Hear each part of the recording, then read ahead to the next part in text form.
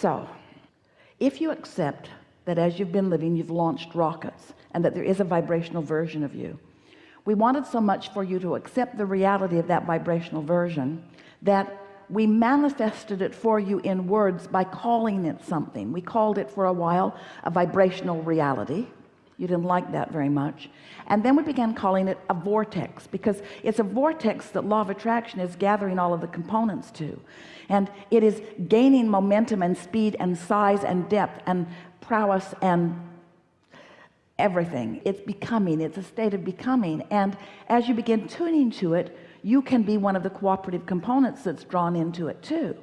So when you allow yourself to be of the vibrational frequency of your own desire, then law of attraction will put you and your own desire in the same place where you can then begin translating it or perceiving it into reality. These are odd words, aren't they? We'll say them more simply. You can turn thoughts to things. That's how you turn thoughts to things. You turn thoughts to things by becoming harmonic with the thoughts, steadily with the thoughts. That's why you're doing exactly that same thing when we talk about your concern about your physical decline. It's having my thoughts stuck in the past. Your humanity is turning those thoughts to things. So more people are having more of those experiences because their thoughts that are rampant and steady and chronic are turning to those things. It's for no other reason. Thoughts are turning to things. You've just got to decide what things you would like your thoughts to turn to, and then you've got to think those kinds of thoughts that turn into those kinds of things. That was a nice run. Did you get that? So you want to think the thoughts that are going to turn to the things you want. That means if you look at more of the things you want, you'll think more of the thoughts about the things you want. And if you look at the things you don't want, you're thinking more of the thoughts about the things you don't want. See how it works? So in order to distract you from all of this, because you see, when you become those who are just sifting through the data, then you're thinking thoughts about wanted and you're thinking thoughts about unwanted, and you're getting some of all of it. And so how do you begin to clarify your thought? Well, you have to become a selective sifter. You have to care about the way you feel while you think the thought. And so until you care about the way you feel, you're not going to be a very selective sifter. If you're using the criteria, well, it's true. Esther said to us many times in the beginning, but Abraham, it's true. And we said, are you saying it's a reality for someone? Is that what you mean? It's true, it's a reality for someone? Well, the reason it's a reality for someone is because they gave their attention to it. End of story. That's all that it is. You get what you think about, whether you want it or not.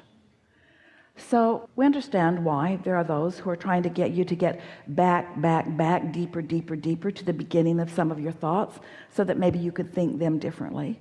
But that's why, as you pointed out in your opening comments to us, we're talking to you about being general rather than specific, because as you become general, you become less likely to focus upon the reality that is not wanted. So if we were standing in your physical shoes and there were aspects of life that we want to live, we would focus upon them as specifically as we have time to do it. But if there are aspects of physical life that we were not wanting to turn to things for us, then we would focus upon them as little as possible. We would make it more vague. We would get really general about it. And what you begin to discover is that the more you focus upon something, the more specific it becomes. The more specific it becomes, the faster the energy moves. The faster the energy moves, the more you are turning those thoughts to things in your life experience. So it makes sense, doesn't it, to give your attention to things that you want to turn to things, and to withdraw your attention from those things that you don't want to turn to things. But how do you stop thinking about something? How do you stop thinking about something? I'm going to stop thinking about that thing that I've been thinking about. Well, you're thinking about it while you're thinking about not thinking about it. I'm not going to think about that thing anymore. I'm not going to think about that thing that I'm not going to think about that thing anymore. But you're thinking about it, aren't you? You're thinking about that thing while you're decided you're not going to think about it. So you've got to think about something else. And in the beginning, the thing that you're going to think about is pretty much like the thing that you decided you weren't going to think about, because law of attraction is only giving you things that are in that vibrational vicinity.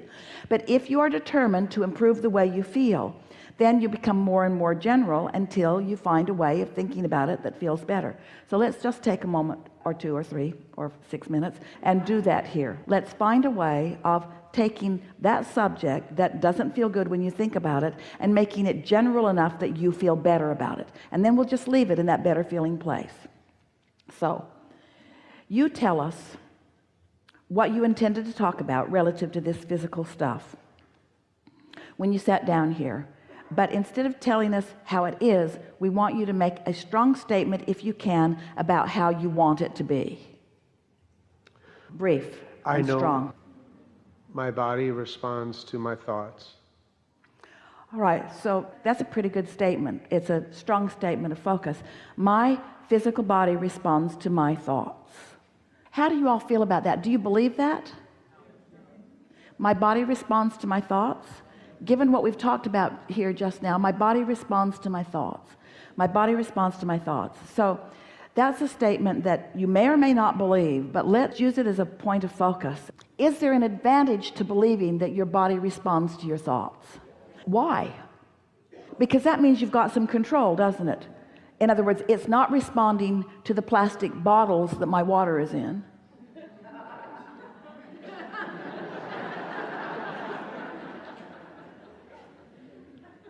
It's not responding to the rays of the sun.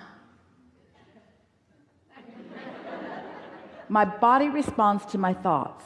My body responds to my thoughts about all of those things, but my body responds to my thoughts. My body responds to my thoughts. So now let's try to find some things that you also believe that support that statement. My body responds to my thoughts. If I'm feeling good, I can expect to have a good feeling body.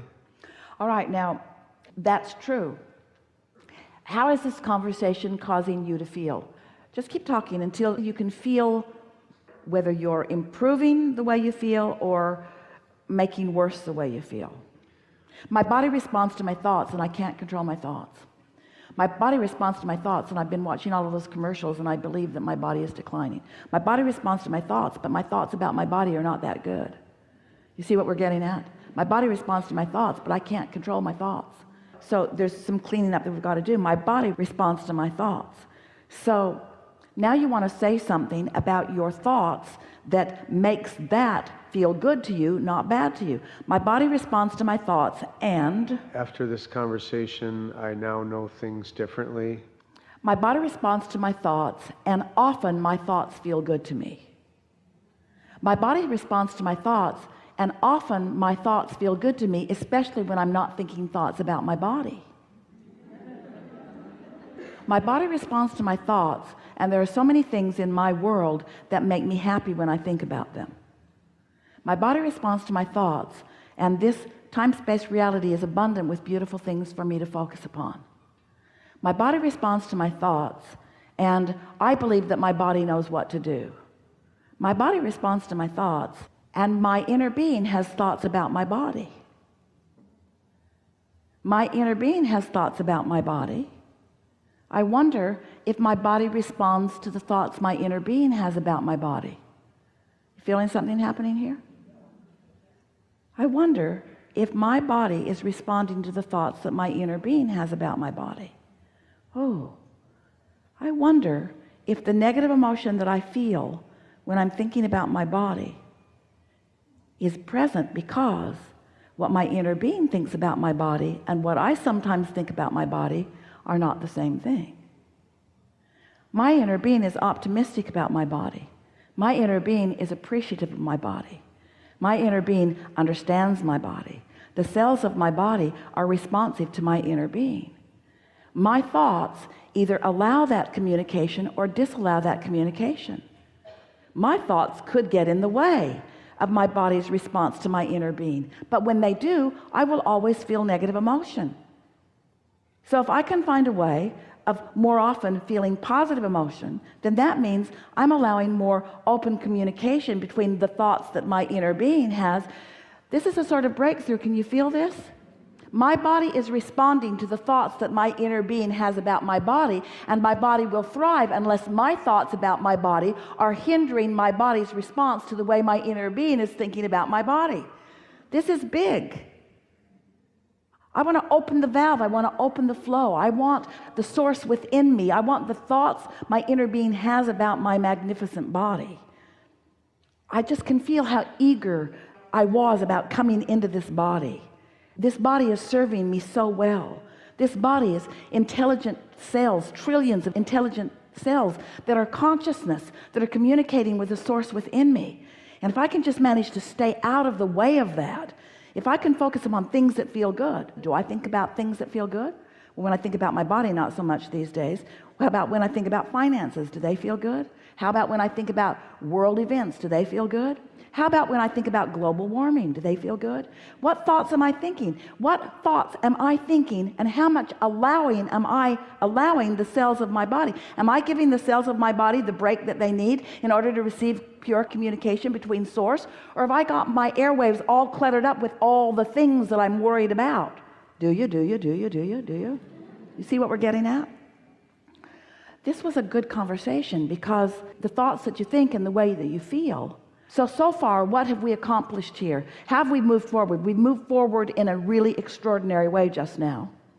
We've had a conversation that we've not ever had before in just the way we've had it before. This is a breakthrough conversation relative to your physical body, or relative to anything that you want, but specifically relative to your physical body. Your inner being, the larger part of you, the part that existed before you came into this body, who still exists and still is dominant, is having thoughts about everything that matters to you. Are your thoughts getting in the way of those thoughts? Are you harmonizing with your desire, or are you harmonizing with a reality?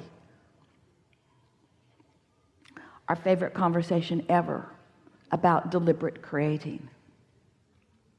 You create your own reality. You can find thoughts that feel good. When we come back from segment of refreshment, we'll talk further with you about things that matter to you.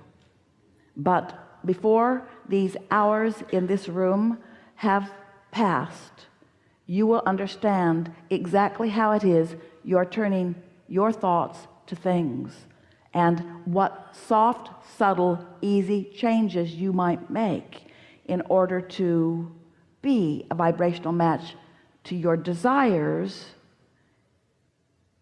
rather than to your current beliefs.